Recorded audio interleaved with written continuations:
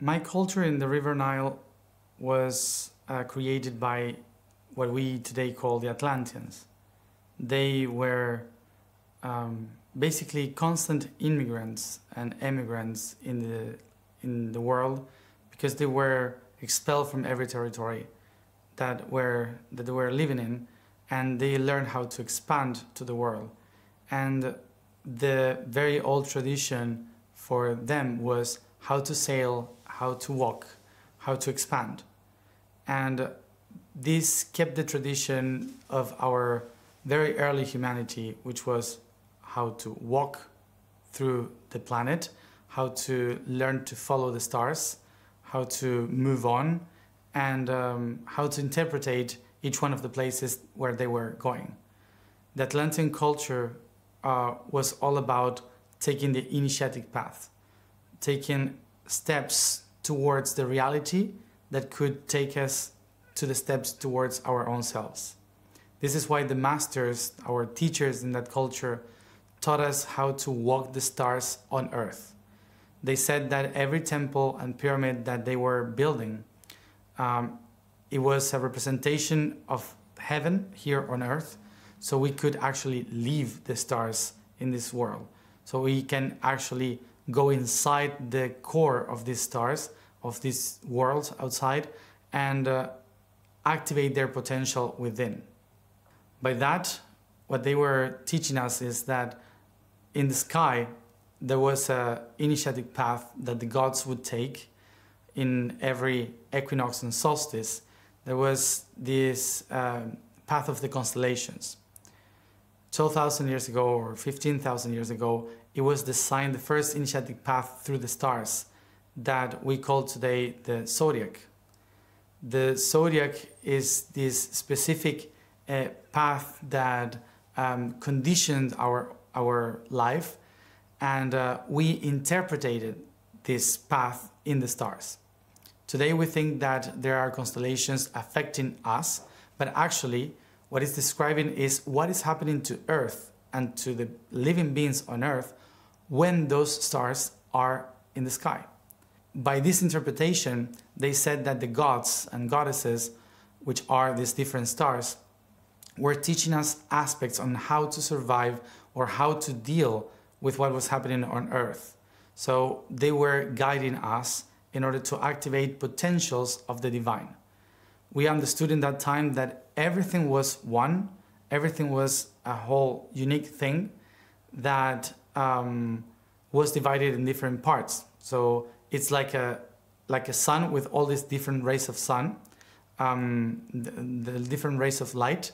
And so the creation itself is like divided in all the bright of the different stars that we call gods and goddesses, but actually they are all just parts of only one being. And what we learn from that is that the same way we have families, the same way we have friends and lovers, and we all share a herd, a family, a concept of unity, so the stars do the same, and we call them constellations. So these gods and goddesses were these families teaching us how to deal with certain conflicts in our family, friends, lovers, and helping us become one as we grow in those aspects. The first initiatic path that they designed was related to the I am, and how the I am is spread in different concepts of this reality. So we had to go through the aspects of the universal being in order to set ourselves in test, in practice of how to find balance in this path. This path was divided in 12 steps, and these 12 steps were along rivers or along islands, and we had to follow them by doing a practice within. So 12 steps that we had to integrate in our own self through our chakras. And in our in our own body, we divided the chakras in 9 levels. As for the initiatic path, were 12 steps. The 12 steps that we have to take were starting in the equinox of Aries. So the constellation of Aries was talking about the I am. Who am I? What am I doing here? So the 12 concepts that we have to integrate, to practice, and to assimilate, and also to transcend along our whole life, were I am, I have, I communicate, I feel, I can, I analyze, I balance, I desire, I see, I use, I know, and I believe. These 12 steps of our life were taught in each one of the temples and pyramids around the world, not only Egypt, but all the designs and systems that were around the planet. The idea of this path was to live the life of the gods and goddesses, and if we accomplish the whole steps, we would be able to access the Olympus, the life of the divine. But in order to do that, we had to integrate this divinity inside of us. So as we walked outside, then we had to walk within. So inside of our body, we had these 9 chakras that they were teaching us how to unlock them by going from the feet to our head, from the head and the crown to our feet. And once and again, we were going through these portals to assimilate information. We had to work the I am in each one of our 9 levels. We had to work with the I have in each one of our 9 portals. So by doing that, we created a system of activation, a system of to access the divine, to access the information of the cosmos. We had to repeat the 9 portals many times until we could integrate the whole system. Actually, for the Atlantean culture, we had to take at least 3 times every one of the 12 temples, every one of the 12 steps. The first one would be for our bodies. So we could work in our subconscious. We needed to transcend the idea of who we are in order to get into the information of the everything. So the body represents the memory that goes beyond our persona,